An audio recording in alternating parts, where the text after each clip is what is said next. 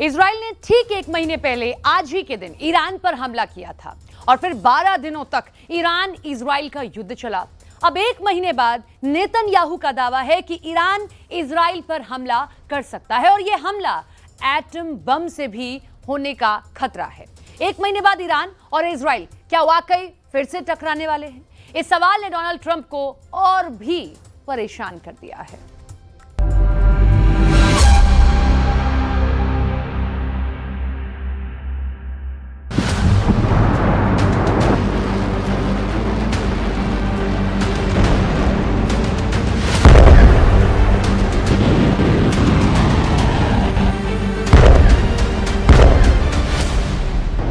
Iran और Israel के बीच बहुत खतरनाक युद्ध का खतरा मंडराने लगा है। दावा परमाणु हमले का किया जा रहा है। क्या ईरान और इजराइल के बीच हुआ सीजफायर एटम बम तोड़ने जा रहा है? इजराइल के अखबार यरूशलेम पोस्ट ने ऐसी खबर छापी है जिसे पढ़कर ट्रंप के भी होश उड़ गए हैं। खबर में ईरानी संसद के स्पीकर मोहम्मद बाकर गलीबाफ के सलाहकार मेहदी मोहम्मदी का जिक्र है।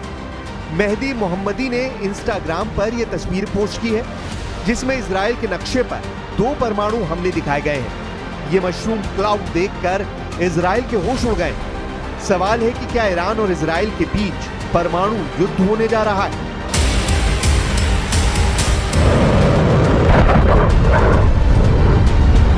इजराइल पर हुए ईरान के मिसाइल हमले एक महीने पुरानी बात है।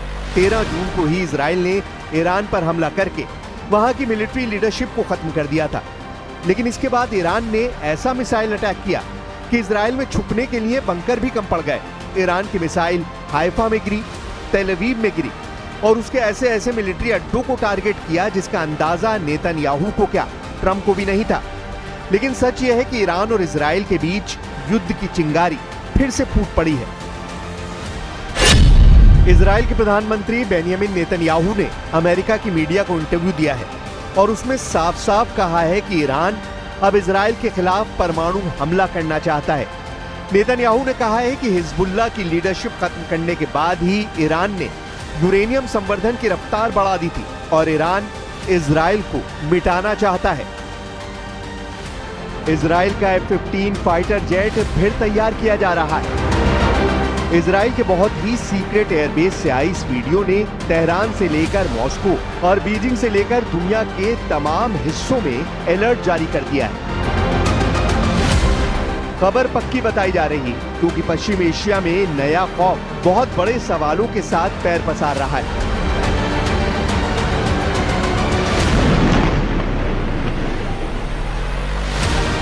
क्या इजराइल और ईरान का युद्ध फिर शुरू होने जा रहा है? क्या हमला जुलाई महीने में किसी भी वक्त शुरू हो सकता है? और क्या इस बार ईरान और इजराइल के युद्ध को कोई नहीं रोक पाएगा? क्या ईरान पर बमबारी के लिए डोनाल्ड ट्रंप ने नेतन्याहू का हथियार गोदाम फुल रिचार्ज कर दिया है? क्या जुलाई में नेतन्याहू की एयरफोर्स फिर एक्टिव होगी और जो युद्ध जून में रुक गया वो अब जुलाई के महीने में सभी रिकॉर्ड तोड़ देगा? ईरान और इजराइल का युद्ध किसी भी वक्त फिर से शुरू हो सकता है। इसके 2 बड़े सिग्नल मिल चुके हैं। पहला सिग्नल, ईरान ने संयुक्त राष्ट्र की परमाणु निगरानी संस्था AIEA के साथ सहयोग को बंद करने का ऐलान किया है। अब आशंका है कि निगरानी खत्म होने पर ईरान का परमाणु कार्यक्रम बिना किसी जांच के आगे बढ़ेगा और ईरान अपने 400 किलो यूरेनियम से 10 परमाणु बम बना सकता है। दूसरा और सबसे बड़ा सिग्नल, इजराइल को अमेरिका से 4,500 करोड़ रुपए के हथियार सप्लाई होने वाले हैं। अमेरिका की इस मिलिट्री मदद में इजराइल को 7,000 बंकर बस्टर बमों के लिए JDAM गाइडेंस किट मिलेगी, यानी joint direct action munition guidance kit. इसमें 3,845 किट ऐसे होंगे जो 2,000 पाउंड के BLU-109 बंकर बस्टर बम पर लगाई जाएंगी, जबकि 3,280 किट ऐसी होंगी जो 500 पाउंड के MK-82 बम पर लगेंगी। ये ट्रंप का नेतन्याहू को सीज फायर वाला तोहफा बताया गया है। लेकिन सच ये है कि 7,000 बंकर बस्टर बम एक नए युद्ध की शुरुआत कर सकते हैं। सीज फायर के बाद ही इजराइल की एयरफोर्स खुद को ऐसे बमों से लगातार लैस करती जा रही है। अमेरिका की डिफेंस सिक्योरिटी कोऑपरेशन एजेंसी को ट्रंप के विदेश मंत्रालय से मंजूरी मिल चुकी है। इससे पहले इजराइल को अमेरिका ने बंकर बस्टर बमों की बड़ी खेप फरवरी 2025 में पहुंचाई थी। तब इजराइल के अशदोद बंदरगाह पर बहुत ही खुफिया तरीके से बम पहुंचाए गए और फिर ट्रकों के जरिए उन्हें इजराइल की सेना तक सप्लाई कर दिया गया। जब इस वीडियो को बहुत ही खुफिया तरीके से रिकॉर्ड किया गया था, तब किसी को अंदाजा नहीं था कि इजराइल के अशदोद पोर्ट पर गुजर रहे ये ट्रक ईरान से होने वाले युद्ध का सामान कंटेनर में भर के ले जा रहे हैं। इन कंटेनरों में ऐसे बम लाए गए जिन्हें बंकर बस्टर बम कहा जाता है। ऐसे बम जो गहराई में बने बंकरों को भी तबाह कर देते हैं।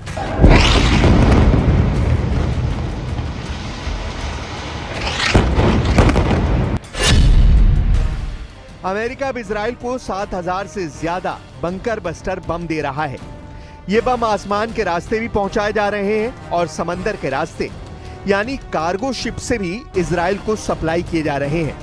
ये एक तरह से इजराइल और अमेरिका के बीच बम हाईवे बना दिया गया है, जिसके टारगेट पर ईरान ही नजर आ रहा है।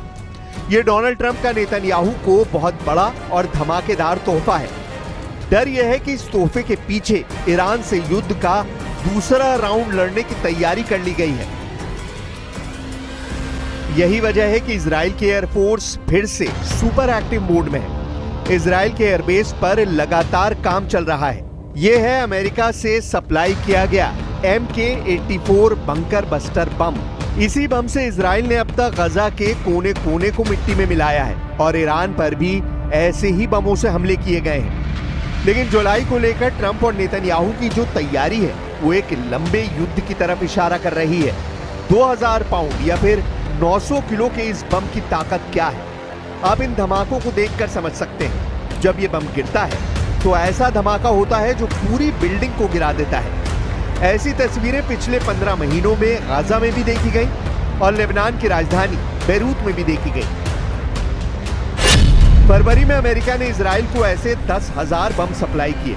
अब जुलाई में ऐसे 7,000 और बम पहुंचाए जा रहे हैं। यानी गजा और बेरूत के बाद ईरान पर भी मेड इन अमेरिका वाला बारूद फिर से बरसाने की तैयारी हो चुकी है। गजा से लेकर बेरूत और तेहरान तक इजराइल एयरफोर्स के विमान और इन्हीं बमों ने सबसे बड़ी तबाही मचाई है। इजराइल का ऑपरेशन राइजिंग लायन इस बम के बिना कभी शुरू नहीं हो पाता। ये बात नेतन्याहू और उनकी फौज बहुत अच्छी तरह जानती है।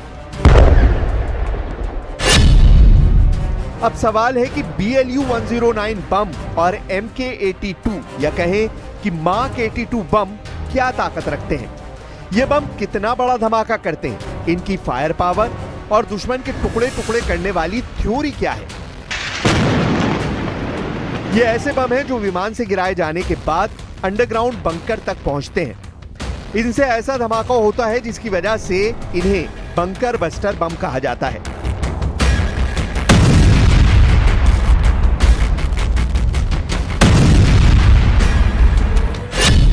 जब मार्क 82 बम फटता है तो 15 मीटर चौड़ा और 11 मीटर गहरा गड्ढा करता है। यह बम 3.5 मीटर मोटी कंक्रीट को चीरकर बंकर में बैठे दुश्मन को खत्म कर सकता है। अगर बंकर लोहे का है तो यह 38 सेंटीमीटर मोटी मेटल की दीवार को भी भेद सकता है। अब सोचिए कि 500 पाउंड का बम अगर ऐसी तबाही मचाता है तो 2000 पाउंड का बम तो 4 गुना ज्यादा तबाही मचाता होगा। इजराइल की एयरफोर्स ने 600 दिनों तक गजा पर ऐसे ही बम गिराए हैं। 12 दिन बमबारी ईरान पर भी की गई है और ऐसे मिशन में अमेरिका के ही बंकर बस्टर बम इस्तेमाल किए गए हैं।